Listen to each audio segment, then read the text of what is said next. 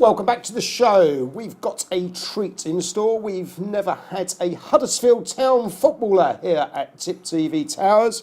His colleagues are in the background. They tell me he was a Leeds fan. Funny old world, the world of football. His name is Chris Garthwaite. He's the founder and CEO of a private company called CGA. Chris, welcome to the show. Thank you. Now, I've got lots of documents here. I loved your the piece about you personally. I don't know who wrote it. Let's kick off. Chris is an immensely likeable and is regarded as one of the most exciting and provocative speakers in the industry. Who wrote that? Discuss. Not me. So, judge at the end of the interview whether that's right. Understood. Now, you've founded this entity 16 years ago. You consider it to be a very relentless, in terms of speed, relentless in speed in which it develops. You're trying to close the gap between customer expectation and their actual experience. Now, I notice with great interest, you've got some fantastic clients here. I've seen Coca-Cola, Rio's, Renault. Okay, how did you start? What's your key selling point? I spent many years in retail, brewing, sport before. In the mid-90s, a lot of what you saw was a race towards process, a race towards systems. Big companies trying to figure out what the internet might do, how catalogues might play a role. And what became very clear very quickly was that as technology develops, the connection to the individual, the customer, was getting less. So in the future, and this is back in the mid-90s, empathy and engagement become key. So how do you engage the customer in a relationship? It's very simple. So in a world which is becoming far more transactional, far more process, far more driven by individual technology, how do I actually engage you at a human level in a compelling way? And that's what we did. So in 2001, I started the business. It was all about putting the customer at the heart of business. How do you start with their needs and expectations and work back to a strategy that focuses on the customer and building longer-term relationships? Okay, so my first question, what could you do for Coca-Cola? Everyone drinks Coca-Cola, it's a fantastic brand. How could you help them? Well, Coke and other businesses in a similar situation, it's how do you start to maybe take a time to look at who your end customer is and who your particular target audience might be, and through their eyes, how would you change your business processes, your operating model?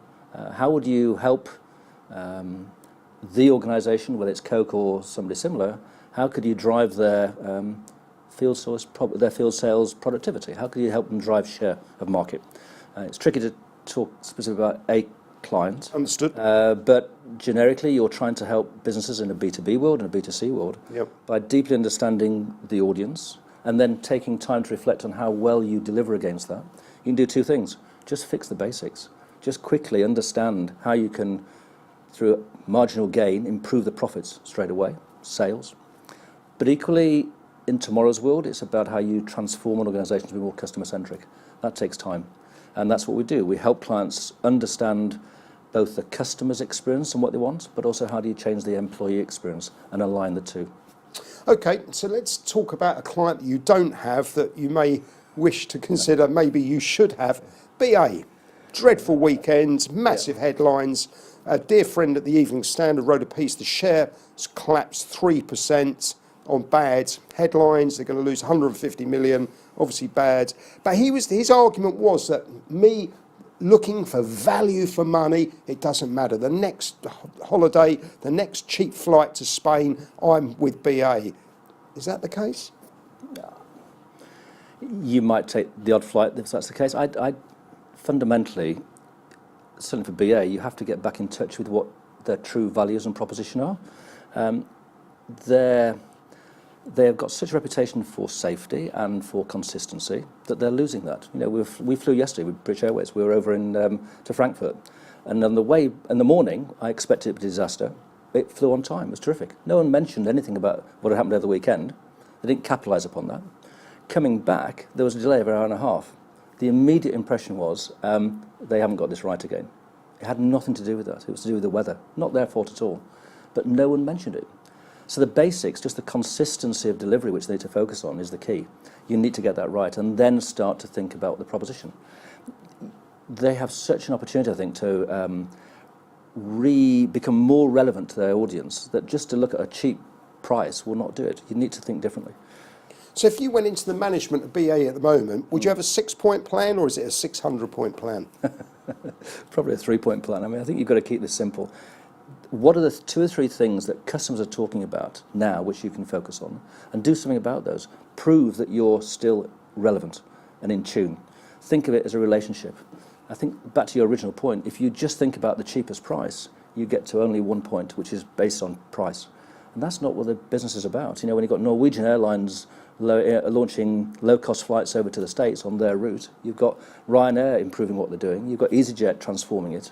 Just trading on price will not get you out of this. Right. You need to think completely about the relationship, not the transaction. Okay. So you work in, I think, 42 different countries. How on earth do you talk 42 languages? How do you manage that process? So in a world where a lot of our clients are trying to understand if they're operating globally, how do we connect at a local level? Do we have the measurement tools to do that? Do we, or have we got a conversation going with customers in that space? So we work with partners around the world to build customer panels to understand at a local level how good the experience is being delivered in that culture, how well they're doing against the competition, and then feeding that information back to the client in a way that they can not only understand how they need to improve their business, but also what they need to do that. Okay. So working in all these countries, I don't want to be too political, Brexit, has it had an impact on your business?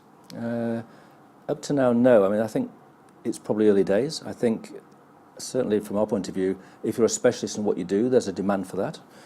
We haven't been prejudiced in any way yet. In fact, we're seeing increasingly European clients looking for support, because I think customer experience as a discipline has been driven from the UK and the States.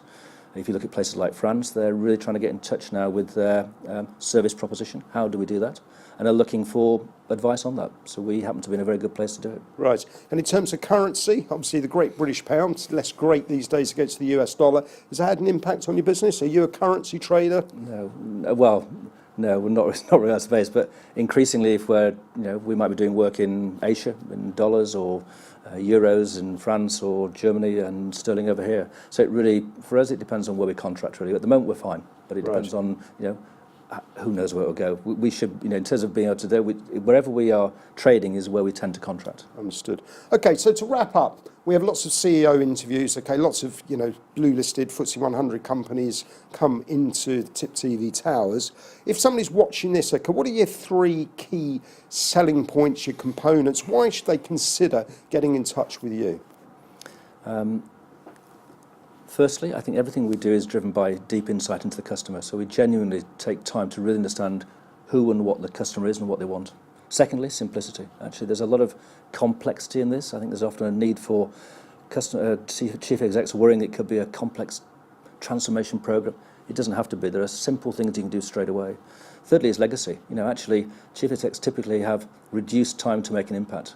What we can do is help you truly understand customers quickly and take action on that. So knowing which lever to pull now to make a difference with your customers, that's what we do. But in terms of the customer, okay, does he not change over time in terms of whether it's interest rates or a political event or some sort of geopolitical event? Can you actually monitor his behaviour in a 24-hour space, or do you need to look at the data over a month, 6 months, a year? Both. So what you're doing is tracking attitudes and behaviours and sentiment over a period of time, but you're also looking for that immediate response in real time to a particular situation, particular moment, and reacting to that. If you knew in British Airways that something had happened, the way people were feeling on Twitter, you understand that now, you can respond to it, you can manage that relationship. And that's the key, is to think of this in the future about the relationship and the value of the relationship, not the immediate transaction. And that's the thing, the key difference. Right. So you've just mentioned social media there. Is that a big part of your business in terms of monitoring people's behaviour via social media? Increasingly, social listening and understanding sentiment online is massive. Yeah. The new generation coming through, that's how they communicate.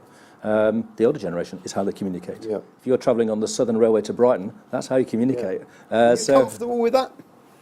Personally, Yeah, it's what I think it's the way society is changing. You need to be attuned to it. I think you need to understand when you use it and how it's used. I think people will become reticent to it at times. People want increasing space away from it, but it's a tool of our way of life, and so you need to understand it and embrace it. And too many businesses aren't. And how much of the percentage makeup of a client's profile would it be down to social media? Is that a low 5%, 10%? Is that a 50%? In terms of how much a client is using social media? No, as in you working out the makeup of a particular individual. Oh, you're looking for clues at all times. So understanding how you might be using it helps inform how you behave. But it's increasingly, if I look at my daughters, it's probably 75, 80%. Other people, it might be 10 or 15%. It's just understanding the nature of that personality and that person. Right. Okay, to wrap up, we run out of time. Give me one big call. Give me one big theme. Give me one big final thought. Employee experience. I think that's will be one of the defining themes for the next 3 or 4 years, is how you start to engage your employee base and redefine the experience and recognise that talent has a choice now. It's not defined by what your brand is, it's what they want. So I think understanding how you engage and change the culture of an organisation to deliver your brand experience will become pivotal. Chris Garthwaite, former Leeds, now Huddersfield CEO and founder of CGA. Thank you for taking time out for Tip TV. Finally, website details if anyone wants to take a look at your entity. www.cgaexperience.com. CGAExperience.com. Chris, thank you very much indeed. Thank you.